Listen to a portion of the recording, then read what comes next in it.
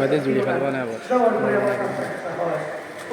আমি একেবারে গরিব ছিলাম, ব্যবসা বাণিজ্য একেবারে খুব খারাপ অবস্থায় ছিল, কিন্তু এখন খাওয়ার পরে ব্যবসা বাণিজ্য অনেক বড় অবস্থায় গেছে।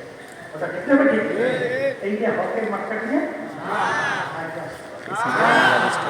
এই যে বুঝুর কিনে এই যে আল্লাহ তোমার পরিচয় না, এই ভালো করে বোঝা লাগবে। এই জন্য এক কবি বলছিলেন এই সংক্ষেপে বোঝা লাগবে घर हवा से उड़ता है रातों दिन करके सुन्नत चुकर शैतान भी একটা মানুষ হাওয়ার উপর দিয়ে উড়ে যায়, এরকম উড়ে যায়, পানির উপর দিয়ে হাইটা টটটট করে চলে যায়, আর অনেক কিছু খাওয়ার সঙ্গে সঙ্গে আর সমস্ত লোক ভালো হয়ে যায়। অনেকে বলে হুজুর আপনারা পীরের কাছে কি পাইছেন? আমার বাবার কাছে যাওয়ার পরে আমার কলমের ভিতরে আঙুল দিয়ে একটা কান দিয়ে দিচ্ছে, এখন আমার কলম ঠক ঠক ঠক ঠক করতে আছে। আপনারা পাইছেন কি? আমার বান্না মানুষ দরকার আছে, আমরা তো মাকা দেখি বাবা বসা যায় না, বুঝলেন? এখন আর কি আমাদের দরকার লাগে না, মাকান তো মানে আল্লাহ বলতে বলছে রামাকান বোঝে নাই, রামাকান তো শুধু আল্লাহর ক্ষেত্রে তো কি হয় সৌন্দর্য হয়, বুঝতে পারি সেখানে যাই করছে, কারণ হ্যাঁ কিন্তু লাগে। এই জন্য আমার বাগানদেরকে মিডিয়ায় যাবো গানের আশরাফুল খান রহমাতুল্লাহ তার কাছে একজন বলছেন এত বছর পর্যন্ত আপনার দরবারে ফলোয়ার্স নিজে আর কেউ আছে? ও তাহলে ঠিক আছে। হুজুর বলতেছেন বাজার এই যে যুগ পর্যন্ত আমার এখানে বলিস আমার কি একটা সুন্নতের কোনো খেলাফ কাজ দেখছে? বলে হুজুর তা তো দেখিনি, মুস্তাফের খেলাফ দেখি। বলে বাবা এর সে বড় কারামত আর নাই, আর এর সে কোনো বড় কারামত আল্লাহ কাছে আমি চাই না। নিজেরা বলে কথা ঠিক না বেঠিক? এই যারা নাকি ইয়ের পিছনে পছন্দ দিয়ে আল্লাহ লিখো, আমাদের চরণাইকে অনেকে গেছেন না, বিশ্বের নদী তো দেখছে, নদীর উপরে বুঝলেন? সেখানে একজন হিন্দু সাধক ছিল মহেন্দ্র সাধু। মহেন্দ্র সাধু সে এমন সাধনা করছিল, খরমের ওই আগে তো খরম পাইতো না, ওই কাঠ দিয়ে চট্টর চট্টর রাখতো খরমের যেটা করতো, বুঝলো? এই খরমের ওই পাই দিয়া নদীর পানির উপর দিয়া চট্টর করে হাইতে পানির উপর ছিল। বিরাট আল্লাহ বলিনি একটু আসতে করে নদীর পানির উপর হাইতে চায় আল্লাহ বলিনি কত সহজ না বাক্য। কোরআন হাদিস অনুযায়ী কাকে আল্লাহ বলি বলি, কে হক্কানি কে সঠিক এর পরিচয় কোরআন হাদিসের ভিতরে আছে। বলে আছে না এর বাহিনী কোনো নাই। এই জন্য দেখবেন আল্লাহ বলে দেখবেন আল্লাহ বলি দোয়া করতে নেই হামকো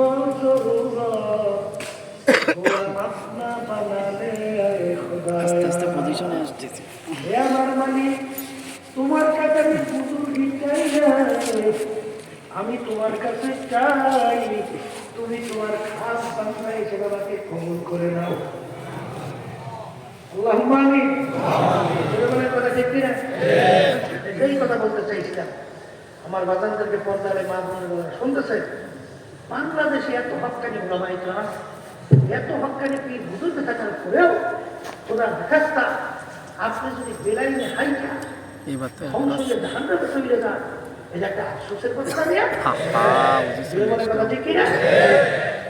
এই জন্য ভাইদেরকে বলো পর্দারে মা বোনদেরকে বলবো ওলামায়ে কেরামদের দায়িত্ব ওর আরেক হাদিস অনুযায়ী কোনটা বেহেশতের রাস্তা কোনটা জাহান্নামের রাস্তা এইটা পরিচয় দেওয়া এবং চিনে যাওয়া, ওই পথে চলাফেরা চলার দায়িত্ব হলো আপনার বাবা আর মানুষের মাধ্যমে কত মালিক হলো এই জন্য বলে কথা ঠিক কিনা? এই জন্য বলতে চাইছিলাম যে আল্লাহ রাসূল সাল্লাল্লাহু আলাইহি ওয়াসাল্লাম আমার উম্মতের দল কয়টা? এর ভিতরে ধ্বংসপ্রাপ্ত নাজাত পেয়ে জান্নাতি এখন একদল হইয়া তারপরে জান্নাতে যাইতে চায়? কি কথা কয় টাকা? কারা কারা আছে? আল্লাহ দেখুন, সবাই উঠান। আলহামদুলিল্লাহ, আল্লাহ আপনাকে কবুল করে। এখন যখন চাইছে, এখন আল্লাহকে দোয়া করে না, এই দোয়া করেন,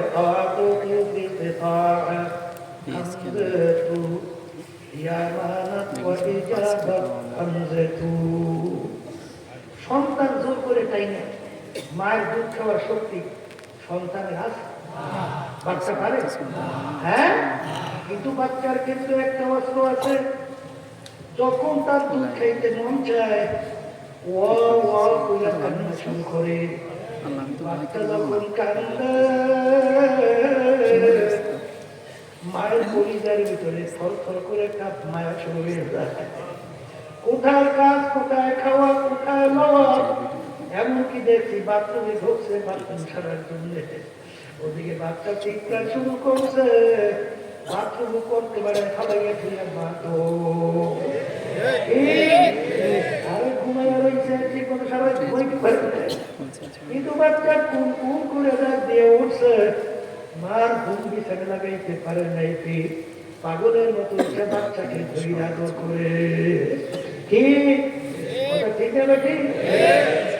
এই আল্লাহর বান্দারা, পর্দা আলায় মা বোনেরা, মা সন্তানকে যত মায়া করে তার চেয়ে বাজার শতগুণ হাজার গুণ বেশি মায়া করে আমার মালিক বান্দা বান্দিকে। এই আল্লাহ রাব্বুল আলামিন মায়া 100 ভাগে ভাগ করছে না? এই কয় ভাগে? 99 ভাগ মায়া আল্লাহ নিজের কাছে। আরে কত মাখলুকাত দেখে, এই সমস্ত মাখলুকাতের ভিতরে একবার ভাগ করিয়ে মায়া ঢুকে।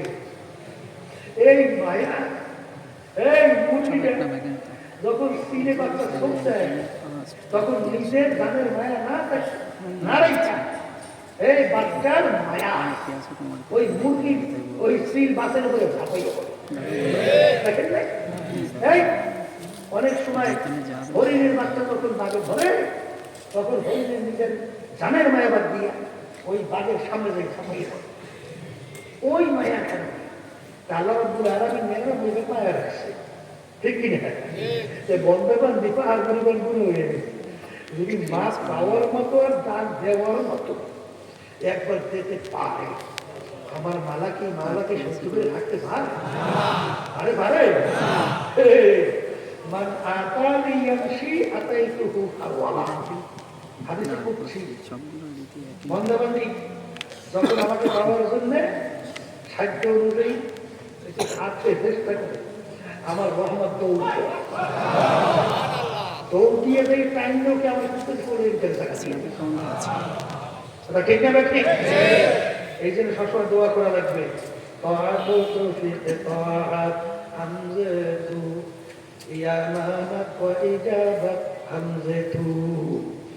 এই আমাদের এই তরিকার মুরব্বি রশিদ আহমদ গঙ্গী রহমতুল্লাহ তিনি লেখছেন, এই আল্লাহর বান্দারা পর্দারে মা বলে, আল্লাহ এবং বান্দা বান্দির মধ্যে আল্লাহ রাব্বুল আলামিন 70,000 নূরের পর্দা আছে।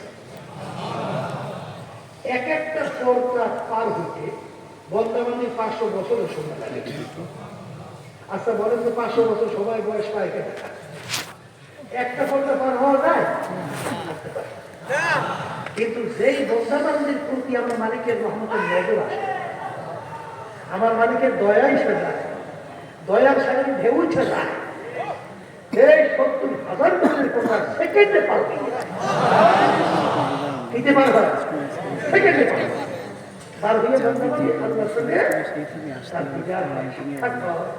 কথা ঠিক না বেঠি? শোনেন নাই মুসা আলাইহিস সালামের ঘটনা? তার জমানার মধ্যে ওই যে গাছের গোড়ায় বসে বলতেছে, মালিক তোমাকে যদি আমি পাইতে তাইলে আমার ছাগলের দুধ হয় এবার ভালো হচ্ছে, পাইলে গোসল করাইয়া সাজাই গেছে, মাথা আসলে গেছে। ওই মহৎ বছর এই কথা কথা কয়, কোনো নিয়ম কেউ আছে? মহৎ কথা কোনো নিয়ম আছে? কোনো নিয়ম কেউ নেই। কই কি আছে? কই মুসা আলাইহিস সালাম যায়, যখন এই কথাগুলো বসলো, তখন তিনি ধমক দিয়ে বলে, এ আহাম্মদ, এ বোকা, কি বলছিস? আমার মালিক কি তোর আমার মতো শেখ? আমার মালিক কি তোর আমার মতো খায়? হ্যাঁ, আমার মালিক কি তোর আমার মতো সুরের আছে নাকি? এই মালিকের সঙ্গে তোর সঙ্গে তুই কেন এই অবস্থা তৈরি করে সেরে কি করবি? রাখালের খেয়াল ভাঙিয়ে গেছে, রাখালের খেয়াল আইনকে তাকাই দেখে নবী মুসা আলাইহিস এই সেই তার খেয়াল ভাঙিয়ে পাগলের মতো উঠছে তো জল করে। এই রাখাল তো জল করে তো নেয়। ওদিকে আল্লাহ রাব্বুল আলামিন তার নবীর কাছে ওহী প্রেরণ করে।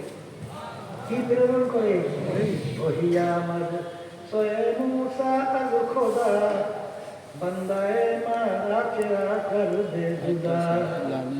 এ জমানার নবী মুসা, তোমাকে আমি দুনিয়ার ভিতরে পাঠাইছি আমার পদ বলা বান্দা বান্দীদেরকে আমার সঙ্গে জড়াইয়া দেওয়ার জন্য। আমার সঙ্গে এই এই বান্দা, আমার সঙ্গে জোড়ানো বান্দাকে তুমি আমার থেকে কেন পৃথক করলা? এগুলা কিন্তু বুঝবার জিনিস, কিন্তু বুঝাবার জিনিস না। অনেকে এগুলো নিয়ে আমার আশা আসি টিপতে দিতে পারে।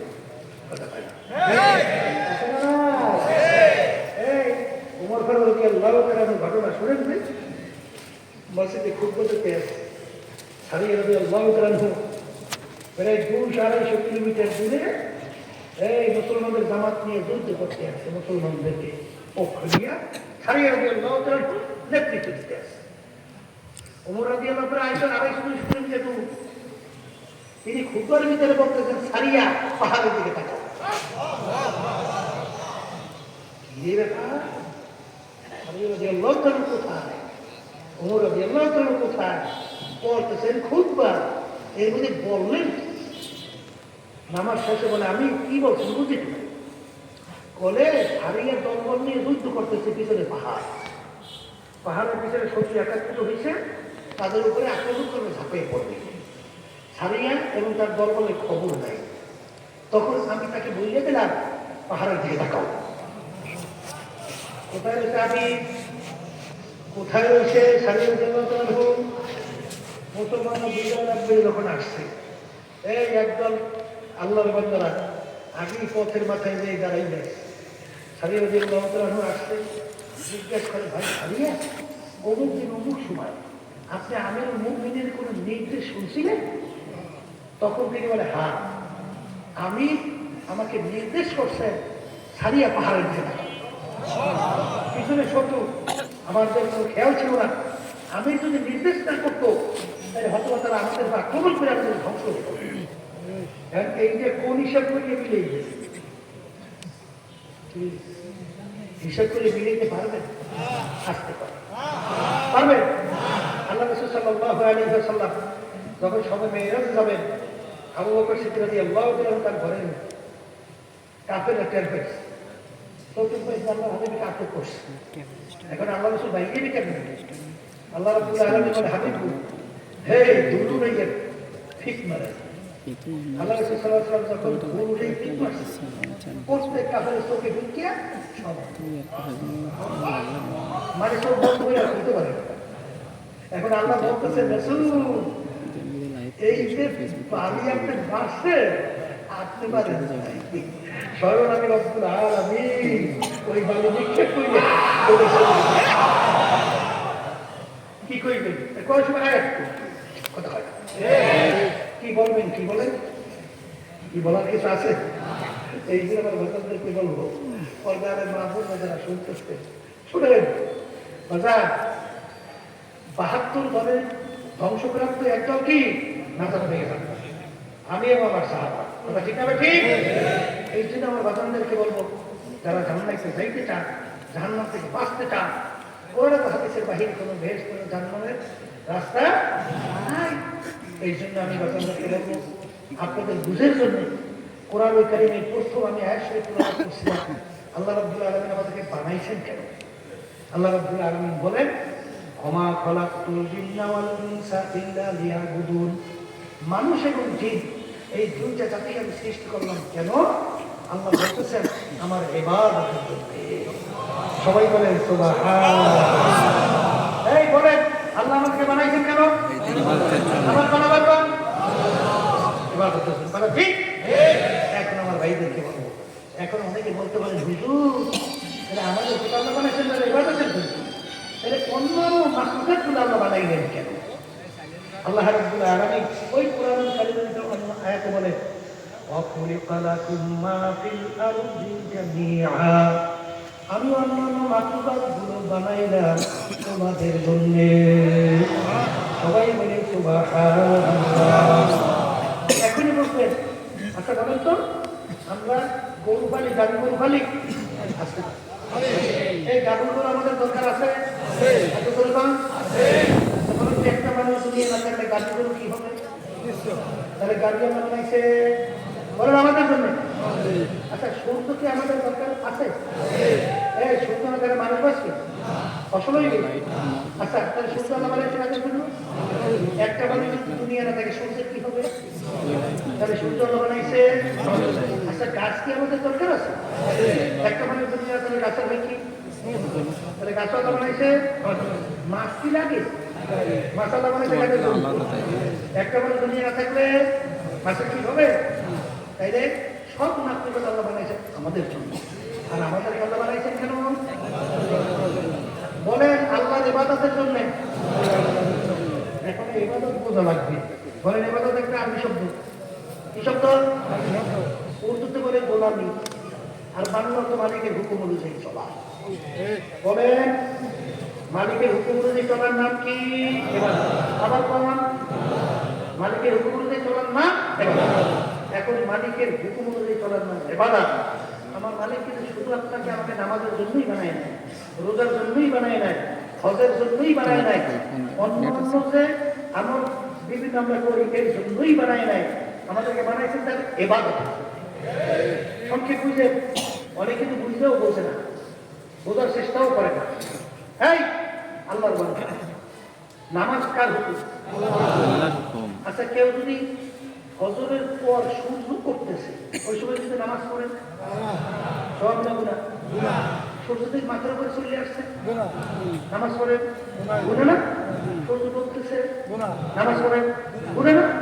আচ্ছা ঈদের দিন যদি কেউ রোজা রাখেন গুনাহ না সব? কারণ নামাজটা মালিকের হুকুম অনুযায়ী হয় নাই, রোজাটা মালিকের হুকুম অনুযায়ী হয় নাই, এই জন্য ইবাদতের ভিতরে গণ্য হয় নাই। কথা ঠিক কিনা? আল্লাহ আমাদেরকে বানাইছেন কেন জানি? বলেন বলেন বলেন।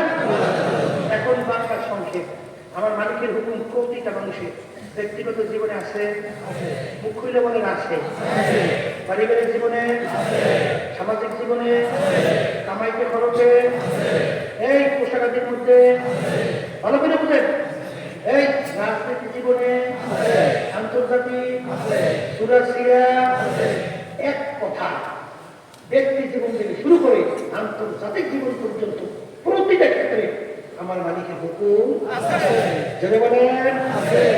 এই কবরের যাত্রীরা ছাত্র 10 সাবজেক্টে পরীক্ষা দেয়, 9 সাবজেক্টে 99 নম্বর পায়। এক সাবজেক্টে যদি ছাত্র ফেল করে ছাত্র পাস না ফেল? হ্যাঁ। আর 10 সাবজেক্টে করে যদি 33 নম্বর পায় ছাত্র কিন্তু পাস। এই জন্য আমার আব্দুল্লাহ রহমাতুল্লাহ আলাইহি বলতেন, আজান দিন কিন্তু পরিপূর্ণ, দিনের ভিতরে বাড়তি করতে আর কোনো দিক নাই। আল্লাহ রাব্বুল আলামিন কোরআনুল কারীমের ভিতরে বলছেন, হে ঈমানদাররা যারা আমাকে বিশ্বাস করো তোমরা দিনের ভিতরে পুরাপুরি ভাবে ঢোকো। অর্থাৎ কেউ আংশিক মানছেন, কেউ আংশিক মানেন নাই, সে কিন্তু পুরা দিনের ভিতরে ঢুকতে পারেন নাই। এক সিনেমার বাজানরা 5 ওয়াক্ত নামাজ ঠিক মতো পড়ে আলহামদুলিল্লাহ, এমনকি সুযোগ পেলে তাহাজ্জুদের নামাজও পড়ে আলহামদুলিল্লাহ, রমজান মাসে রোজাও ঠিক মতো রাখে, কিন্তু বাজান হজ ফরজ হয়েছে হজ আদায় করে না। আস্তে কর। আল্লাহ রাসূল বলেন যারা হজ ফরজ হইল সে যদি হজ না করে মারা যায় সে কি ইহুদি হইয়া মরলো না নাসারা হইয়া মরলো? আমি রসুল তার জানি না। বসতে ব্যথা লাগতেছে। অর্থাৎ মুসলমান হয়ে মরতে পারে নাই। এক শ্রেণী অনেকের দেখছি নামাজও পড়ে রোজাও রাখছে, সুন্নাত তরিকার ভিতরে চলে। ওদিকে ব্যবসার সম্পদ টাকা বাড়াবার জন্য ব্যবসাকে সুদের সঙ্গে জড়াইয়া ব্যবসা করে। আমাদের এলাকায় থাকতে পারে, আমাদের এলাকায় কিন্তু আছে। এই ধরে বলে কথা ঠিক কিনা? এই সুদকি আমার আল্লাহ বলেন সুদকে আমি হারাম ঘোষণা করলাম, আর ব্যবসাকে আমি হালাল ঘোষণা করলাম। যারা ইমানদার আল্লাহকে বিশ্বাস করে, পরকালকে বিশ্বাস করে, দুনিয়া একদিকে যাইতে পারে, জীবন কেন কোনদিন মুসলমান ইমানদার সুদের সাথে জড়াইতে পারে না। কথা দেখি না, সুদের ৭০টার মতো গুণা, এর ভিতরে ৭০ গুণা ঘৃণা জমাবার জন্য নাউযুবিল্লাহ মায়ের সঙ্গে অপকর্মে লিপ্ত হওয়ার কেউ ঘৃণিত। কোন মুসলমান, কোন ইমানদার পশু থাকতে জীবন থাকতে সে কোনদিন সুদের সাথে জড়াইতে পারে আমার বুঝলো আরে এই জন্য আমার ভগবানদেরকে বললো ওদিকে নামাজ পড়ে ব্যবসা জড়াই আছে সুদের সঙ্গে। এই কথা ঠিক না? ঠিক। নামাজের পরে রোজাও রাখে, তাহাজ্জুদের নামাজের পরে তাসবিহ নিয়ে বলতে গেলে সবাই তার মাওলার জিকির করে, কিন্তু রাজনীতি করে মানব রচিত কুফরি তন্ত্র মন্ত্র এর সঙ্গে জড়াইয়া বাস্তবায়নের জন্য। আমাদের এলাকায় মনে হয় না, আমাদের এলাকায় কিন্তু এই কথা কথা এই আছে না নাই? আছে না নাই? আল্লাহ কি বলছেন? ইসলাম, আমার কাছে একমাত্র নীতি আদর্শ গ্রহণযোগ্য, তার নাম হলো ইসলামের নীতি আদর্শ। ইসলামী নিয়ম আদর্শ ছাড়া আল্লাহ বলছে আমার কাছে অন্য কোন নীতি আদর্শ গ্রহণযোগ্য না। আমি বলছি আল্লাহ বলছি, হ্যাঁ আমরাই এরা ইচ্ছে মানবেন কিনে যাবে। আলেমদের দায়িত্ব কি? শুনাই রাখা। জনগণের কথা ঠিক না? ঠিক।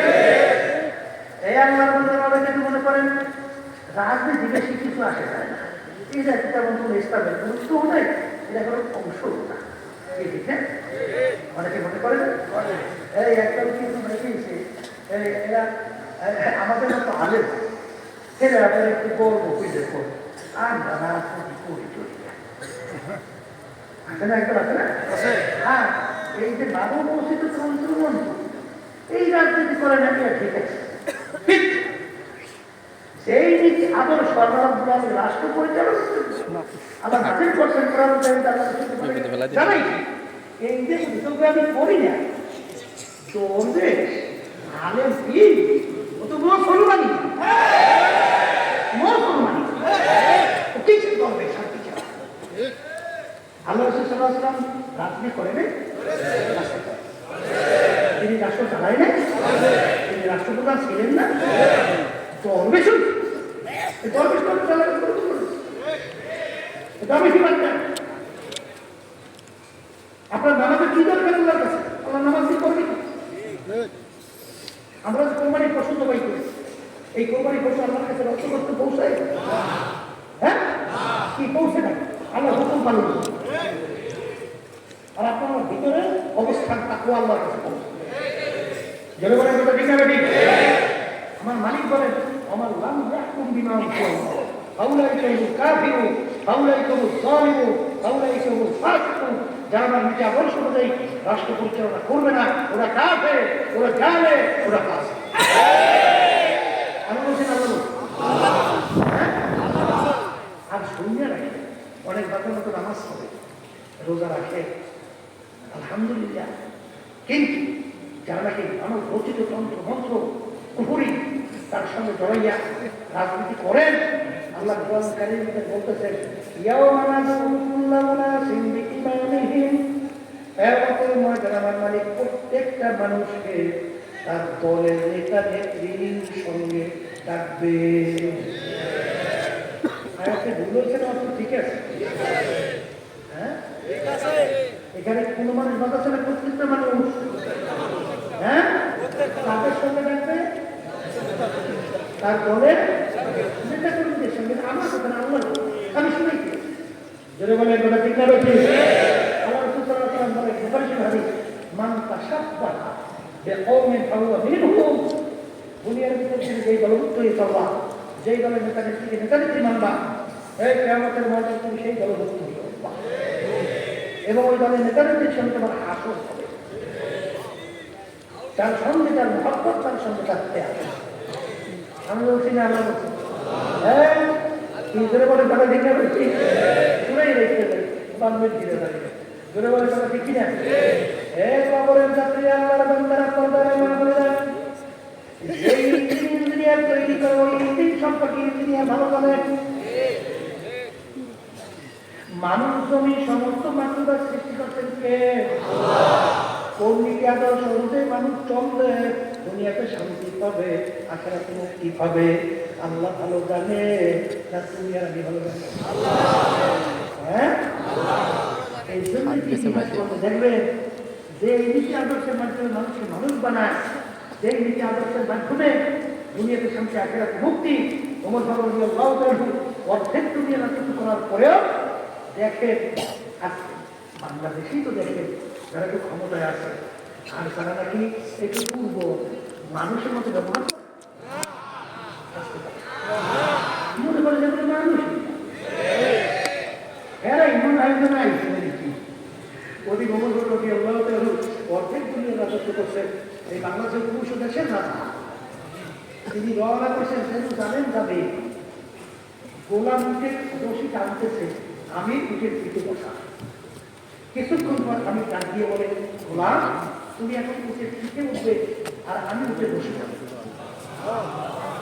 তাকে বলে কথা বোঝেন হ্যাঁ এই গোলাম বলছে আমি কি বলে আপনি বসে থাকবেন আমি উঠে পিঠে থাকবো মানে বলে তুমিও মানুষ আমিও মানুষ আল্লাহ দায়িত্ব দিয়েছে এই জন্য খালি তুমি হেরে উঠতে বলবা আর আমি একটু ভালো মনে হয় না এখন তুমি উঠে পেটে উঠো আমি তো সেখানে গোলাম উঠে কতক্ষণ পর আবার আমি উঠে পিঠে গোলাম এক পর্যায়ে যখন জেরুজালেম বসতো তখন রশি টানার পালা করলো আমি রুক্মিণী অমর করবো লোকজন তো আমি চেনে না নতুন জায়গা লোকজন অপর তোলার জন্য উটের কাছে যখন গেল আমি কি নামাবে তখন উটের পিঠ থেকে গোলাম ডাকিয়ে বলে আমি আমি উটের রশি গোলাম টানতেছে উটের রশি টানতেছে আপনি আর অন্য কিছু লাগে কালী বলে সব মুসলমান এই হলো নীতি আদর্শ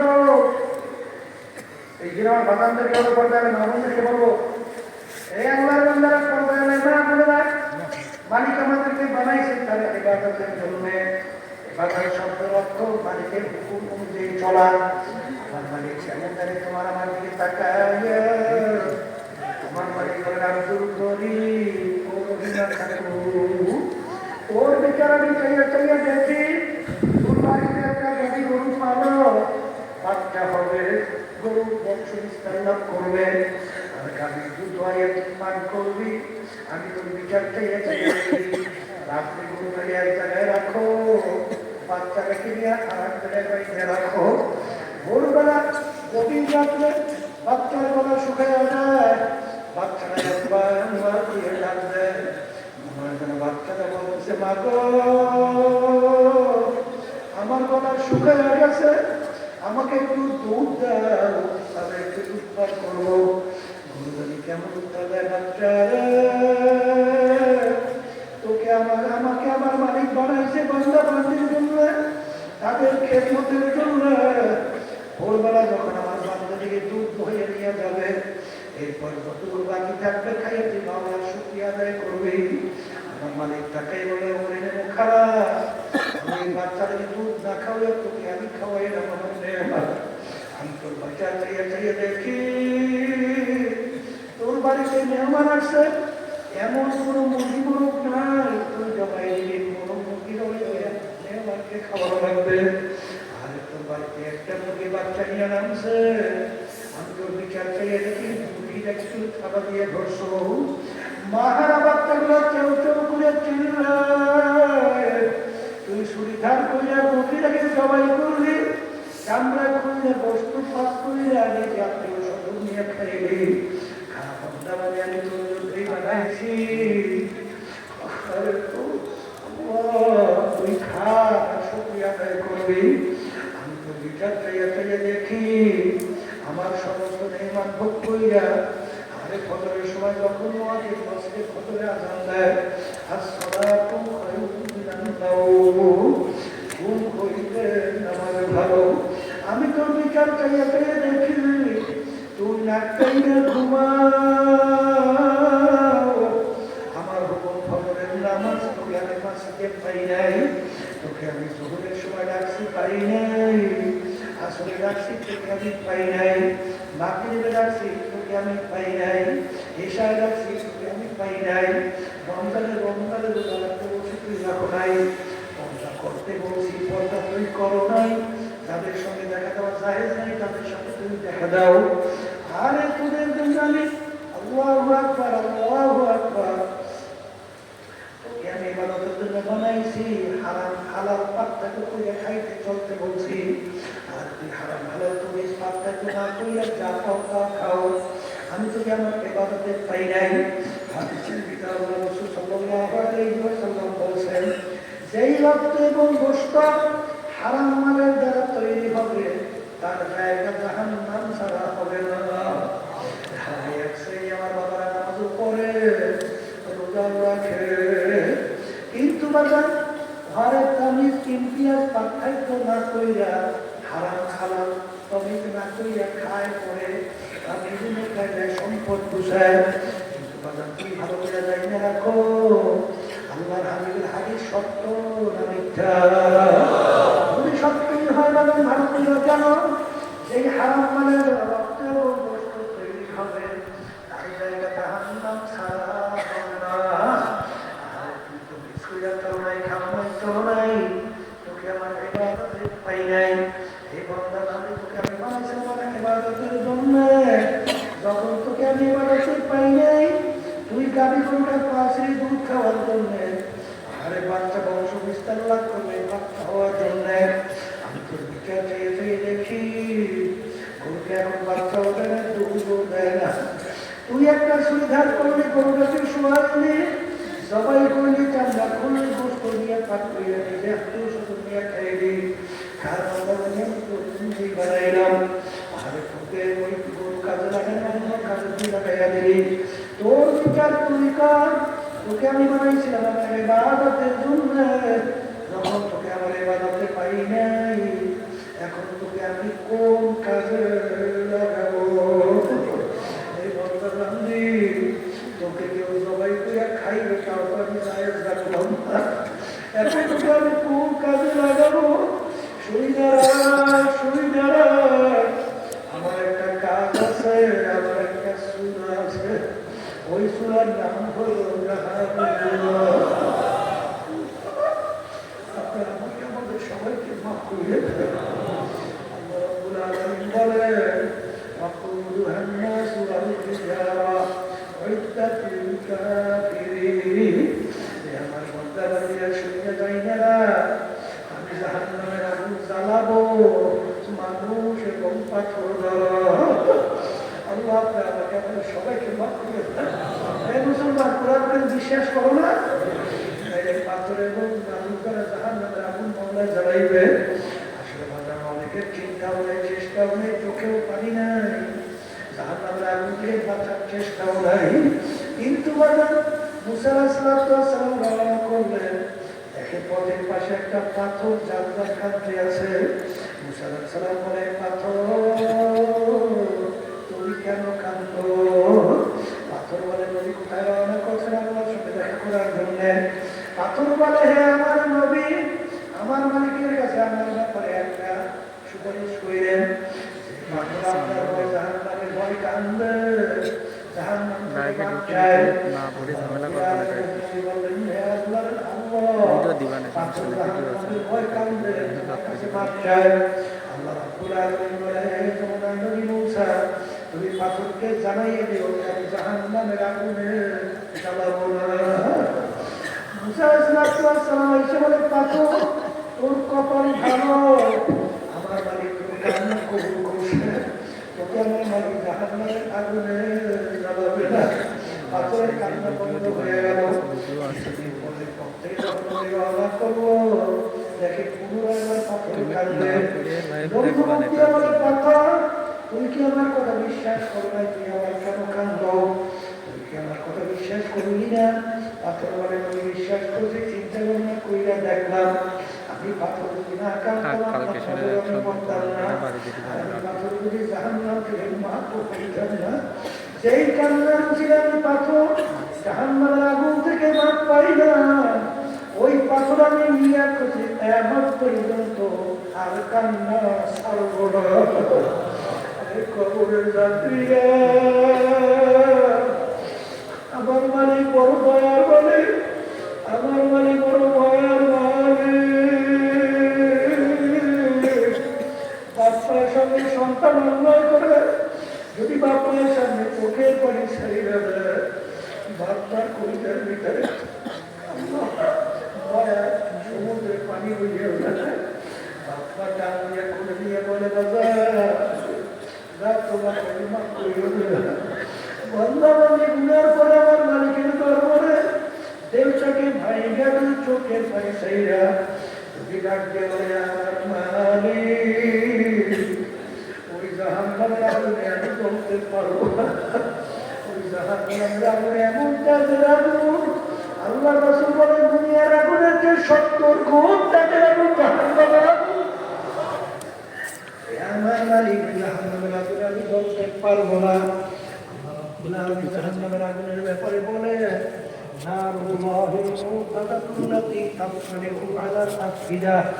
এমন তেজের হবে শরীরের বিভিন্ন জায়গায় লাগবে, আমাকে আমাদের সবাইকে মাফ করে দেয়। আল্লাহ রাব্বুল আলামিন বলেন,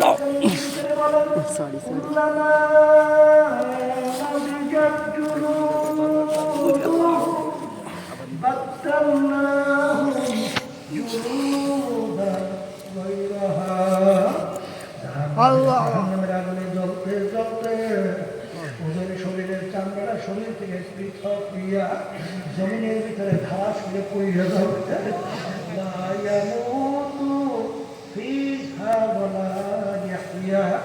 মানুষ বাঁচবেও না, মরবেও না, মৌত তালাশ করে আর পাওয়া যাবে না, আবার নতুন চামড়া গজাইয়া যাবে।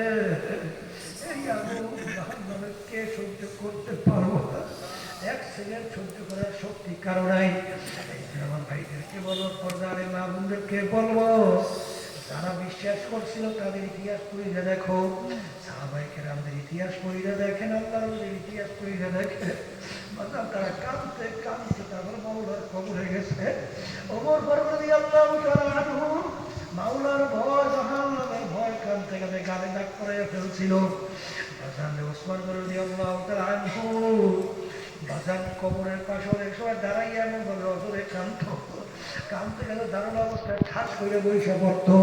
লোকেরা বলে, আমি কবর দেখতে এরকম কেন অস্থির হয়ে যান? বলে, আখিরাতে যে কয়টা খাটিতে প্রথম নম্বর খাটি কবর, আমি তো জানি না আমার সঙ্গে কবরের কি ব্যবহার হবে, এই জন্য আমি কবর দেখলে সহ্য করতে পারি না। দুনিয়াদার আমার বাবারা, দিন যায়, রাত্র যায়, বছর যায়, যুগ যায়, কাঁচাদারি পাইকা সাদা হইয়া গেল। গুনার কথা মনে করে, জাহান্নামের আযাব গজবের কথা মনে করিয়া একটু চোখে পানি আসলো না, তোমার শরীরটা একটু আল্লাহর ভয় জাহান্নামের ভয় কাঁপলো না, ফসলটা একটু কোনদিন দাঁড়াইও ভয় পাইল না। তাই বোঝা গেল যে মামলার তদবির নাই, ওই মামলার কিন্তু খালাস নাই। এই আল্লাহর বান্দারা কবরের যাত্রীরা আল্লাহর নবীর ইতিহাস পড়লে দেখবে, আমার দাদা রহমাতুল্লাহ আলাইহি ইন্তেকালের আগে কাঁদতে কাঁদতে অস্থির হয়ে যাইত, আর ডাক দিয়ে বলতেন, মালিক তুমি যদি মাফ নাই করো, ওই একা কবরে আমি কেমনে একা থাকবো? আবার আপনার রহমাতুল্লাহ আলাইহি অনেক সময় অন্ধকারে নামাজ পড়তে বাবা করতো সেই দিয়া নামে ঘুম ঘুম ঘুম ঘুম করে কাঁদতে আর বলে আমার মানে আপনি যদি বাপনা করে ওই কবরে আমার কি উপায় হবে হাসনের মিজারে পৌঁছে রাখলে আমার কি উপায় হবে আপনার কার কতদিন দুনিয়াতে হায়া যাবে এই সফরে যখন প্রথম আসলাম আগের দিন ওই গাবখান ব্রিজের পাশে অ্যাক্সিডেন্ট করিয়া বাজার জায়গাটাতে একটা প্রায় 16 মারা গেল আরে তারা তো বলবে না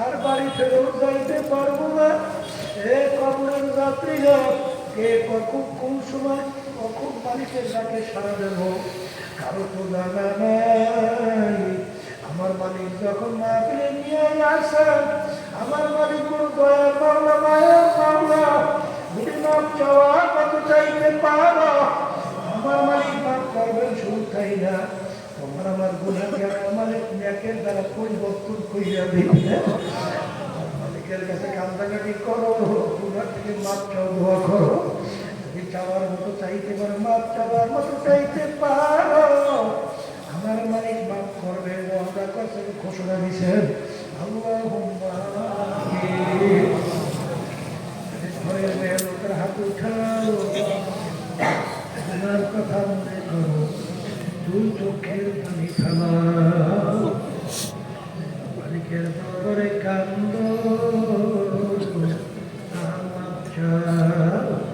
যদি কান্না না আসে মনকে উদরে মন একদিনে ঘরের দরজা দিয়ে নতুন বউ সিনারে মন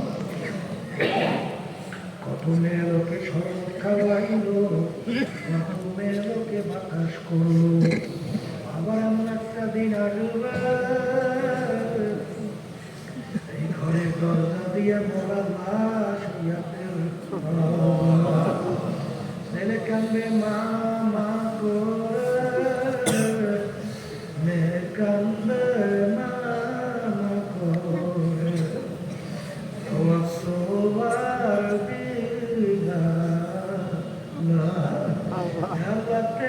দিয়ে তাকাইয়া দেখে আপনার বান্দারা কিভাবে কান্দে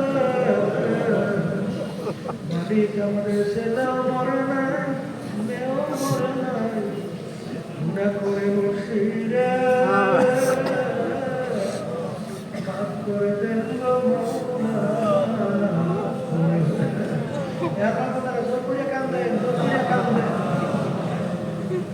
সন্তান মারা গেলে চোখে পানি আসে সম্পদ নষ্ট হয়ে গেলে চোখের ভিতরে পানি আসে আমার গুনাহগার জাহান্নামের আগুন জ্বলছে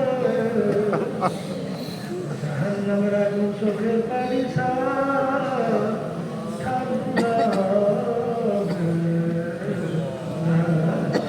আল্লাহ হইল তারা না করে সাহায্য করো উপস্থিত হয়ে গেলাম মালিক আমাদের সবার উপরে কাজ মেহের করে আল্লাহ আমরা হাত তুলছি জানি না এই উপস্থিত কার আম্মা কার আব্বা কার আত্মীয় স্বজনের অন্ধকার করবে আমাদের দিকে চাই আছে আমার মালিক আমরা দোয়া করলাম তাদের কবরকে বেহেশতের বাগান বানায় আল্লাহ আমার ছেলে আমাদের মেয়ে আমাদের মেয়েদেরকে ছেলেদেরকে সবাইকে ঠিক হিসেবে কবুল করে না তারা তখন থেকে ভালো হতে আসার তৌফিক দান করে আল্লাহ বিশেষ করে ফিলিস্তিন মুসলমানদেরকে আপনি হেফাজত করেন তাদেরকে বিজয় দান করে ইসরায়েল জাহেলরা এবং যারা সহযোগীদের মধ্যে হেদায়েত দেন আল্লাহ তাদেরকে ধ্বংস করে দেন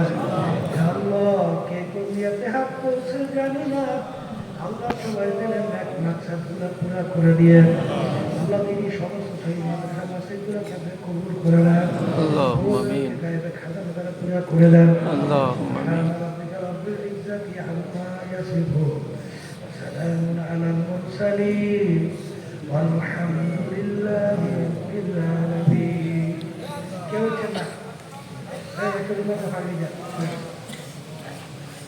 একজন আর একজনের গায়ের সঙ্গে হাত লাগাও হাত লাগাই কারণ এখানে অনেক আল্লাহর খাস বান্দা আছে যাদের সঙ্গে তওবা করলে আল্লাহ রাব্বুল আলামিন আপনাকে আমাকে আল্লাহর খাস বান্দা বানাইতে পারতো কি করে বানাইতে পারে না করে কথা বলেন না তাহলে মা বোনরা যারা আছেন তারা নিয়ত করে মোমেনদের সাথে আমরা তওবা করতেছি মুমিনদের সাথে আল্লাহ আপনাদের নিয়তকে কবুল করবেন। তবে একটা কথা এখানে আমরা আছি সবার কিন্তু মন চায় গুনার থেকে ফেলবে ন্যাকের কাজ করবে চোখে পানি নিয়ে কলম নরম করে কবলে যাবে মন চায় কি চায় না কিন্তু এখান থেকে যখন বাড়ি রাস্তাঘাটে বাজারে যাবে জেলের এই অবস্থা কিন্তু আর থাকতে চাইবে না কথা বলেন না এই জন্য আল্লাহ রাব্বুল আলামিনের হুকুম তোমরা সাদিকিন বান্দাদের সঙ্গী হও কার হুকুম আল্লাহর হুকুম মানা লাগবে কি লাগবে না পর্দায় মা বোনরা যারা আছে তারা নিয়ত করেন মোমেনদের সাথে আমরা তওবা করতেছি আল্লাহ আপনাদের নিয়তকে কবুল করবেন তবে এখানে যারা আছে সবাই কিছু মন চায় গুনার থেকে ফিরে রেখে কাছে কবর দিতে মন চায় কি চায় না বাড়ির রাস্তাঘাটে বাজারে তো করে এই অবস্থা কি থাকবে এই জন্য আল্লাহ বলছেন সাদিকিন বান্দাদের সঙ্গী হও যাদের চরমনের পরীক্ষা ভালো লাগে তারাই তওবাকে নিয়ত করে বর্তমান পীর সাহেবের চরমনাই তার কাছে বুঝ হয়ে গেল আল্লাহ আপনাদের নিয়তকে কবুল করবেন আর যাদের চরমনায় পরীক্ষা ভালো লাগে না যে কোনো এক সহি পরীক্ষা যান মালিকের পাগল হওয়া চোখে পানি নিয়ে কলম বড় করে কবরে যান সবাই এবার নাউযুবিল্লাহি মিনাশ শাইতানির রাজিম বিসমিল্লাহির রহমানির রহিম আশহাদু আল্লা ইলাহা ইল্লাল্লাহু ইল্লাল্লাহু ওয়াহদাহু ওয়াহদাহু লা শারীকা লাহু লা শারীকা লাহু ওয়া আশহাদু ওয়া আশহাদু আন্না মুহাম্মাদান মুহাম্মাদান আবদুহু আবদুহু ওয়া রাসূলুহু ওয়া রাসূলুহু तौबा क्या मैंने सब बुरी बातों से आओ सब बुरी कामों से आए मेरा अल्लाह इस तौबा इस तौबा को आओ आओ बया किया मैंने ऊपर तरीका सिस्टिया सृष्टिया साबरिया सलिया कादरिया कदलिया नक्शबंदिया नक्शबंदिया मुसद्दिया मुसद्दिया ऊपर हाँ سيد محمد جزاه الكريم خليفة مرحوم حضرت مولانا سيد محمد رسول الكريم